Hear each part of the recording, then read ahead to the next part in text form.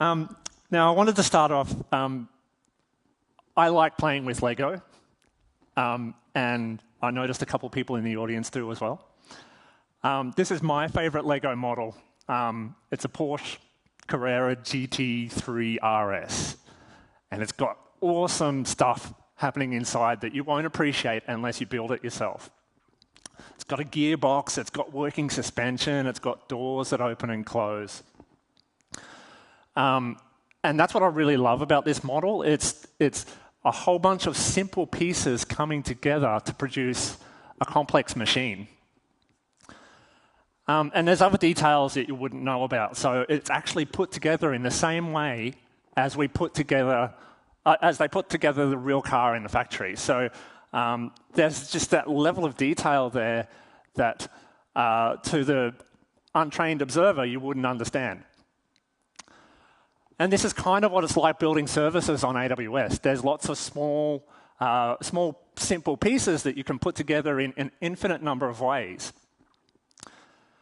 And so how can you go from this to something like this?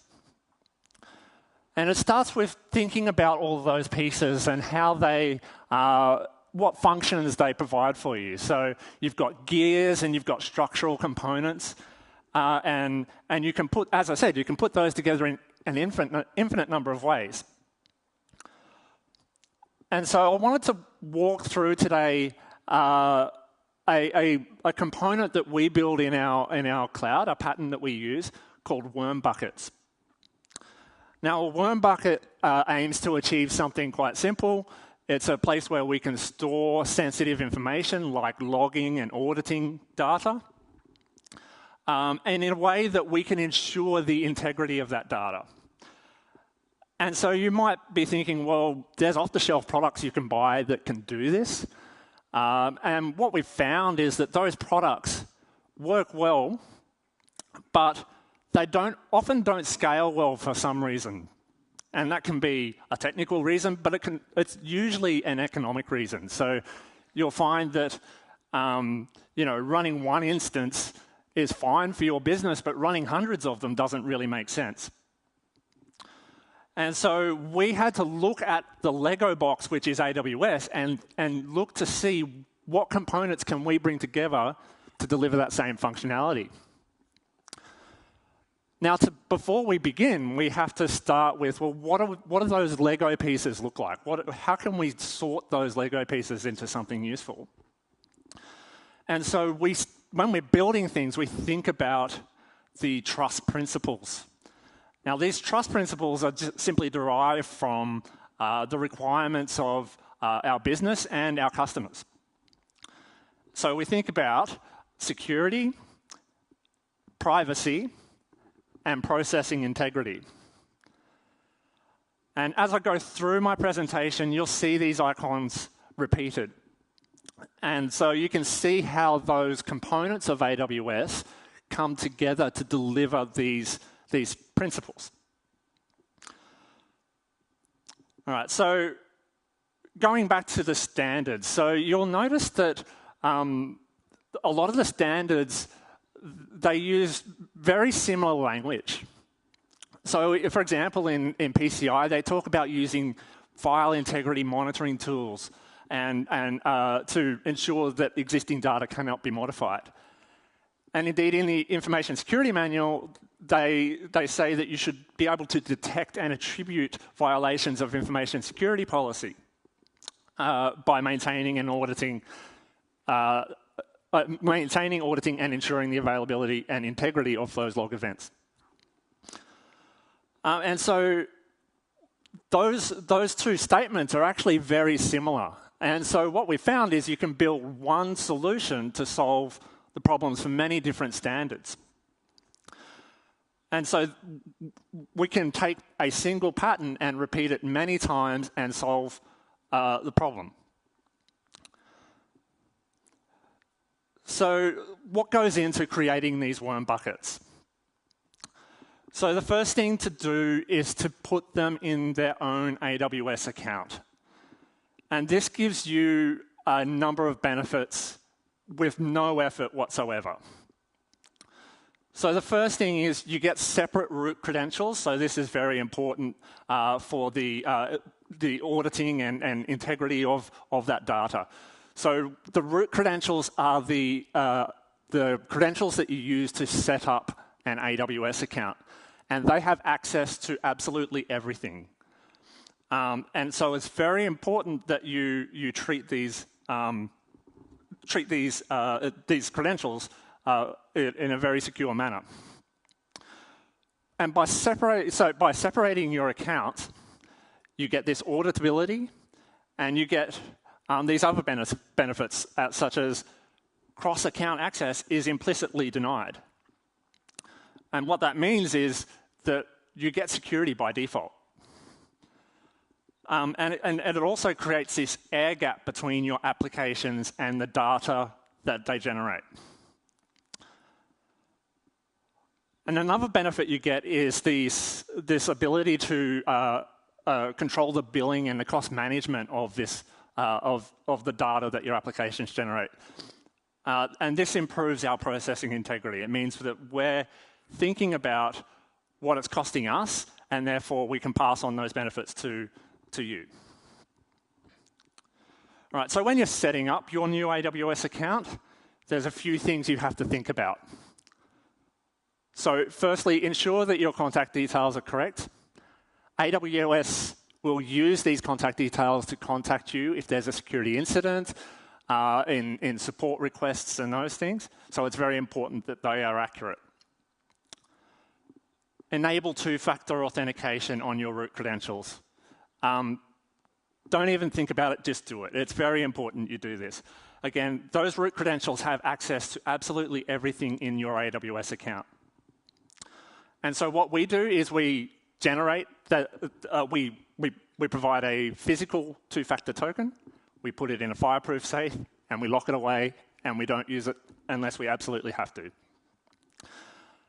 And this is, so this implies that we're not using those root credentials in our day-to-day activity. The second thing is enable CloudTrail in your AWS accounts, and do that in all regions, even the regions that you don't operate in. So as Ian mentioned earlier, we operate here in Australia, in the UK. So we don't have much infrastructure outside of those regions. But it's very important to us to keep track of anything that might happen in those regions. Not just from a security point of view, but just a processing integrity point of view as well. And when you enable CloudTrail, make sure that you enable the log integrity validation and the log file encryption.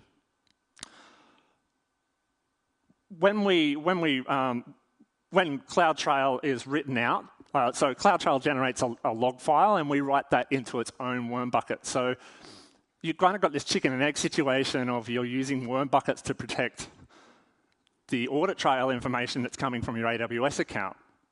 And those features, that log integrity validation and the encryption, help close that loop. And the final thing is limit the use of IAM users. So when you create an IAM user, you're effectively creating a set of long-lived credentials.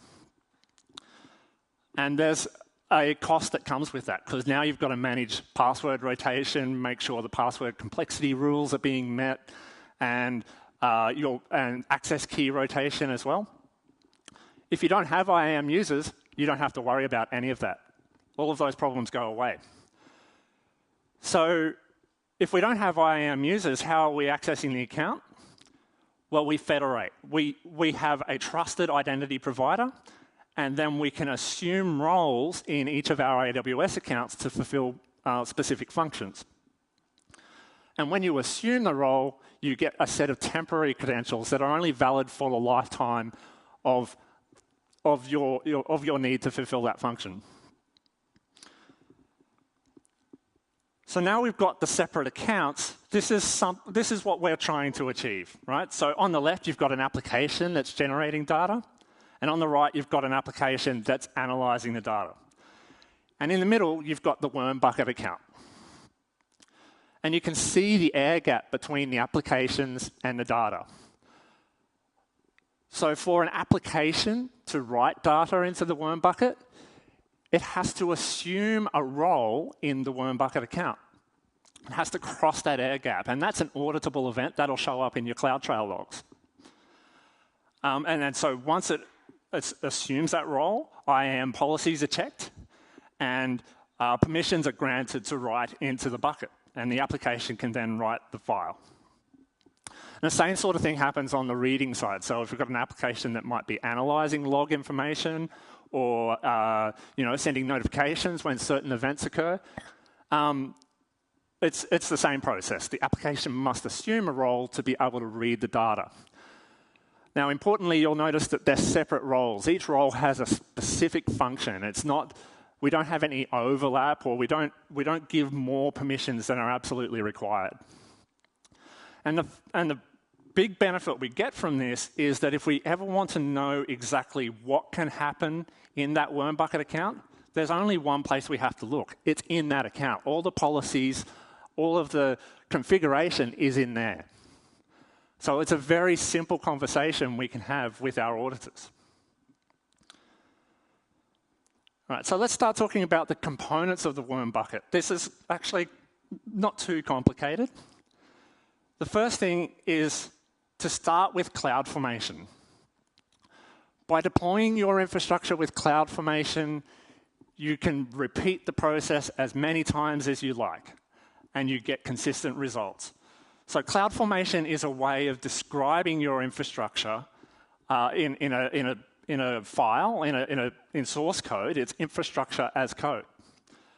And therefore, you can manage your infrastructure the same way you manage your software code.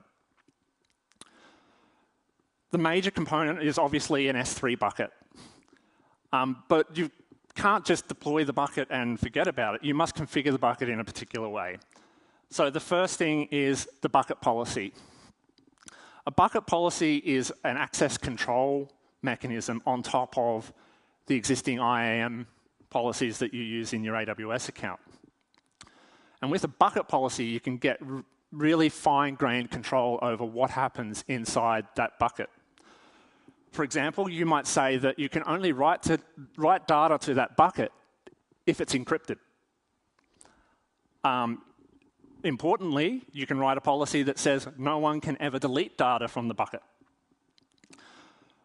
One other thing that's very important, when you're using a S3 bucket cross-account in this configuration, you'll want to write a policy that says the bucket owner always maintains full control of the objects in the bucket. And by full control, that means being able to set the permissions on those objects. Another S3 component you'll need to think about is versioning. So we can set policies to stop people from deleting objects from the bucket, but it's actually quite difficult to set a policy to stop someone from overwriting an existing object. So with versioning, you're protecting yourself from that. When you turn on versioning on an S3 bucket, the previous version of the object is put aside when the new version of the object is written. And then the final component of the S3 bucket that you should think about is the lifecycle policy. Now, this achieves two things for us. Firstly, it gives you the ability to control the cost of the data being stored in the S3 bucket. So once data reaches a certain age, move it to a cheaper storage tier. But it also gives you a simple policy to describe your data retention mechanisms. So you can set a lifecycle policy that says, I need to retain this sensitive information for 7 years, and it's described in one simple policy, and it's easy to read.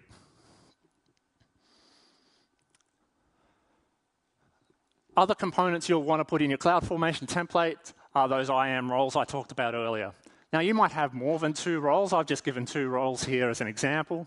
You might have a third role, which is your archiving function. So it will need the ability to read data from the bucket and also to write extra metadata to those objects to say that they've been archived. And then the final thing is you can configure an S3 event to notify you when an object gets deleted from the bucket. Now, this should basically never happen, but you want to know if it ever does. So this is very important. So what happens is when an action occurs on the bucket, an event gets emitted, and you can capture that event using an SNS topic. And that SNS topic can then send an email to your security administrators. It can notify your team on PagerDuty that something bad has happened. And you can act on that straight away. Now, there's some other components that you might want to think about depending on the sensitivity of the data that you're producing. So the first is MFA delete. Now, with MFA delete, you can enforce that the only person or the only credentials that are allowed to delete data from the bucket are the root credentials. And to do that, you must provide the MFA token, which means you've got to unlock the token from the safe, and it makes it very difficult to delete any data from the bucket. It provides an extra layer of defense on top of your IAM policies and your bucket policies.